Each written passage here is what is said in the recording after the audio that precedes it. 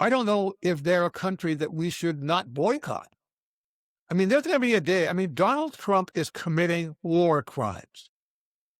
British intelligence has admitted that. They no longer give intelligence information to the U.S. military in the Caribbean because they believe it's being used for illegal purposes. Donald Trump is committing war crimes, murdering people. And he openly admits it. I mean, he bragged about it in press conferences saying, yeah, I'm going to kill them. Drug dealers, as he calls them. Yeah. Dead. They'll be gone. Poof. And here's the problem. He keeps saying, these guys are drug dealers. They are terrorists. I'm going to get them. But it's the same words he uses against Antifa. The same words he uses against Democratic members of Congress. The same word used against the media. They are terrorists. They are enemies of the people. They've got to be stopped. I mean, the same words he's now using to justify blatant murder and bombing fishing boats out of the water. He uses the same terminology in describing his political opponents in the media and his own citizens. So, I mean, yeah, this is an evil, corrupt regime. And regime is a word we have to start using when you look at Donald Trump. And I would like to be optimistic, but I also know that I saw Donald Trump when he lost the election in 2020, trying not to give up power. Yeah. What is Trump going to do if he believes that he's going to lose power now? How's he going to react? He did it previously, and we all know that the whole January 6th uprising was really stopped or put off because people stood by the Constitution, stood by the law, stood by the Constitution. The American infrastructure institutions have been replaced now by Trump loyalists. The Department of Justice. There's no justice there. It's whatever Trump wants. Trump said, go get this guy, to go get that guy. It's happening every day, every week. The military, he's gotten rid of anybody who has their own mind or trying to. Trump is in a position right now where who knows if he says to do something, whether it will be done or not. I mean, he is right now openly saying that he thinks these members of the U.S. Senate and the U.S. Congress should be in prison because of a TV commercial they put out. Or hanged. Or executed. Or hanged. Okay? So, yeah. And I would have said, no, that's just him talking. For the longest time, people said, Nick, you're overreacting. He just says those things. He doesn't do them. I've watched him trying to put Comey in jail now. I've watched him trying to put Letitia James in jail now. He's trying to put Barack Obama in jail now. Yeah. He's completely out of control, and he's doing these things regularly, and he's going to continue doing them. It's only been 10 months since he's been in power. I mean, wait till he gets going, okay? And the more things he gets accomplished, the more he's going to carry on that way. And who's going to stop him? And that's the fear. That's the problem. Yeah, there are no guardrails, and there are no, as say, red flags on this. The letter, I want to talk about that. I'm glad you brought that up. I want to put that on the list of discussion points here today, too. A number of people in the Congress and the Senate wrote a letter. All of them, by the way, former military. They've all served their country in uniform. And basically telling the soldiers and the general staffs of all the armed forces in the states that you are responsible. You should not obey an illegal order. And Trump just went nuts, of course, and as you say, threatened imprisonment and even execution, calling these people traitors. You know what the response should have been, with a logical person? Well, there won't be any illegal orders. End of discussion. But no, he took it to mean. And for Trump to get outraged by this tells me, and probably should tell the American people, what that means is Trump is going to give illegal orders, and he wants them to be followed out. He knows what he's doing, or he's told. I don't know if he knows anything. He's told by his advisors that's illegal, but he goes ahead and does it anyway because there's no recourse to do this. And, Mark Kelly, the former astronaut, of course, a decorated Air Force pilot himself, seems to be the focus of this. He could well be, by the way, the Democratic presidential nominee in a couple of years, too. We'll see what happens. Yeah. And don't think that's not part of the strategy here, is to try to diminish and tarnish his image. So well, that's something they can go after if he in fact does want to run for the presidency. This guy was a traitor, etc. And people, I hope, aren't going to buy this, but they are relentless in their attitude here to simply anybody who speaks out against the government is an enemy of the state. And it all Yeah. is predicated on the fact that we talked about this, I think, in our first conversation way back uh, when Donald Trump is the president, you do not swear allegiance to the Constitution. He wants you to swear allegiance to him. He thinks the Department of Justice is his. He thinks the Attorney General is his lawyer. And this is the way he's operating. And that's totally contrary to the Constitution. And you keep asking the question, and until we finally get an answer, who's going to have the courage to stand up to this guy? Well, Mark Kelly and others have tried to do this, but it's got to be a concerted effort to simply say, look, we're not going to do this.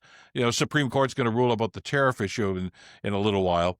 They've got to go a step further. But, are you confident there, Nick, that there's going to be justice from the Supreme Court? I mean, he stacked that too. Yeah.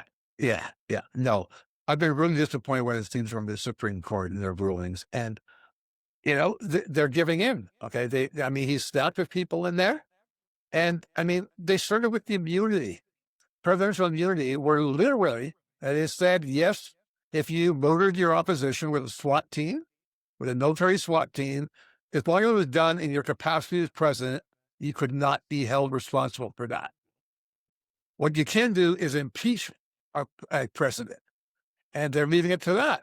But, if that president power happens to have the majority or even 50% of Congress or the Senate, impeachment's not going to do anything, no matter what he does. Because that once again takes, 3/4 of the Senate to convict somebody? Yeah. Okay, so how will someone be held to account? When politically appointed, politically elected senators are the ones that are going to hold them to account versus the jury. So that's the predicament, I guess, that a lot of the American people are seeing these days, and thinking, well, this shall come to pass, and the lesson learned here, I guess, really, Nick, is they saw this happening, they let it happen anyway, and despite the first Trump administration, he comes back and they put him back in office. 94 million people voted for this guy. And you can't just think, well, we'll do this through the electoral process. These are the rules, and this is how we vote in this election. And I'm sure that enough people will be ticked off at Trump, and he'll lose in 3.5 years when they have the next election. He doesn't play by the rules. He's already said that. There's very strong evidence that it's a discussion that seems to have kind of filtered away, but that Elon Musk had an awful lot to do with Trump winning the election. I mean, this guy won all 5 swing states. Trump even said that Elon really knows how to manipulate those machines. Excuse me. Yeah. Isn't that an admission that you basically rigged the election? Yeah. And of course you've got Republican legislatures because as we've talked about before. Yeah, because the states run the election. There is no federal election, really. You vote for federal representatives, but, the rules in Alabama are different from the rules in New York, from Florida, et cetera, et cetera. So it's really 50 elections on election night, not just one federal election like we do here in this country.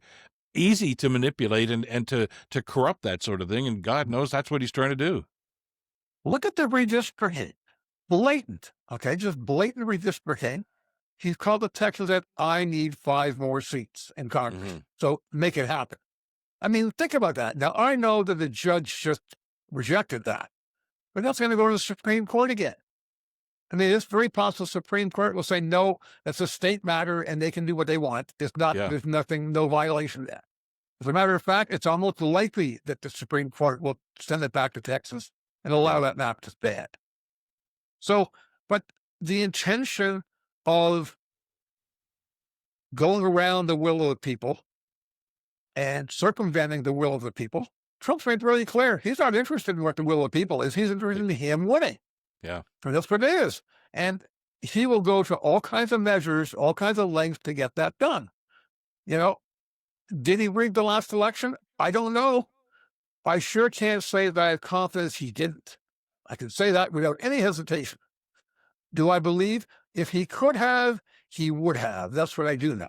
Yeah. If it's possible to do, then he did it. That's what I do know. So, and I don't hesitate that way at all. Donald Trump is just When somebody shows you who they are, believe them. And Trump has shown us time and time and time again now, for years, exactly who and what he is. And people have started believing it. Yeah, that's what he is. A scumbag. Pardon my language, but a scumbag. Okay. Yeah. And like you say, the guardrails are gone. You know, what he tried to do in his first term and what they tried to do on January 6th, too, was overturn the election. But basically, he wanted to call on the military. Well, General Milley, who was in charge of the Joint Chiefs then, basically said, no, you can't do this. It's all Trump sycophants in there right now. And it's about to, I think, manifest itself with Venezuela. Now, he's got aircraft carriers. He's got fighter jets that are doing patrols over there. They're blowing ships out of the water and saying they're drug dealers. So how are we ever going to know whether they're drug dealers or not? Because they're at the bottom of the ocean now. You know, there was no investigation. There was no factual evidence to say this is what these guys are doing. 2 weeks ago, Trump said, yeah, but I want to get rid of the drug cartels there. I don't want to touch the administration. Now he's openly saying, yeah, I want to overthrow the government. Yeah. That's against the law. And this slipped through all the media coverage, but one of the ships, the fishing boats that they shot, had 2 survivors. So they got the 2 survivors. You know what they did? They took them to shore and let them go.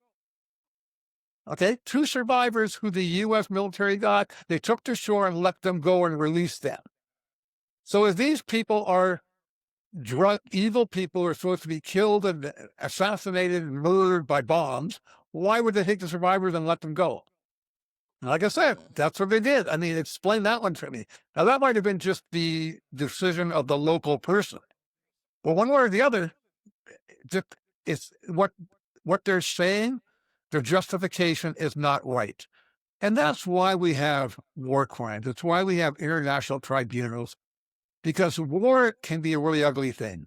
So when people are out to get something they consider a person, a group of people who they think are the enemy, all kinds of things can happen.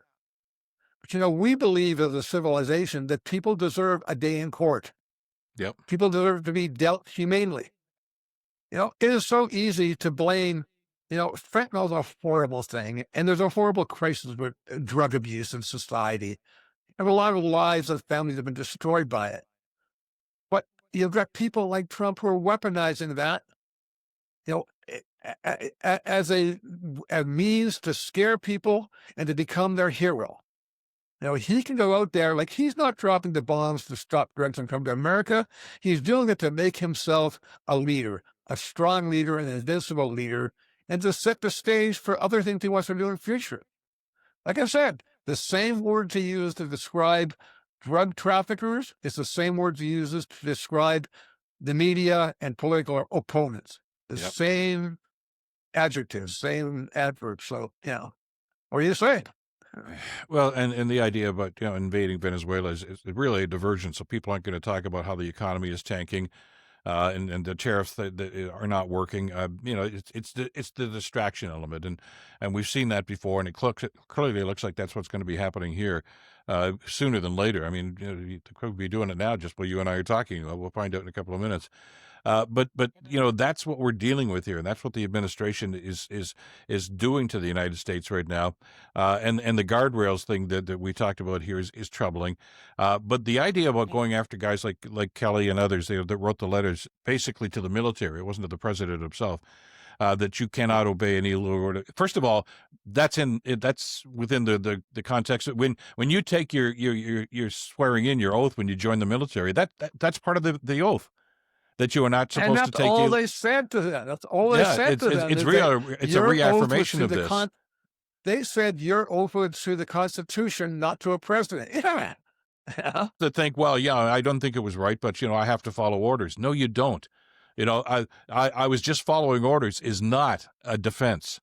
There were an awful lot of guys that had the rope put around their neck in Nuremberg that said, I was just following orders. Too bad, so sad. Saddam Hussein's regime, when they finally, the people in Iraq finally, overthrew him. And people in his regime, they were executed. As I say, following orders is not a defense. You know better, and if you know better, then it's up to you, and you have a responsibility as a soldier, a sailor, whatever the case might be, to uphold the Constitution, to follow orders, but not break the law. And they're breaking the law now. They're breaking the law by patrolling with in Chicago and in Los Angeles. They know it's illegal. But they're doing it Yeah. anyway. And, you know, at some point, Yeah. somebody's going to bring them to task, and there will be retribution. And you know, don't come back to me now and said, well, it wasn't my fault. It was the commander-in-chief told me to do it. Somebody, like Milley did in the first Trump administration, has to stand up and said, no, we're not going to have that happen. And nobody's done that yet. That's right. And that's a real concern. That is a real concern. Just about where this is going to end. I don't know how this ends nicely. I don't know. Yeah. I'm concerned Well, about that.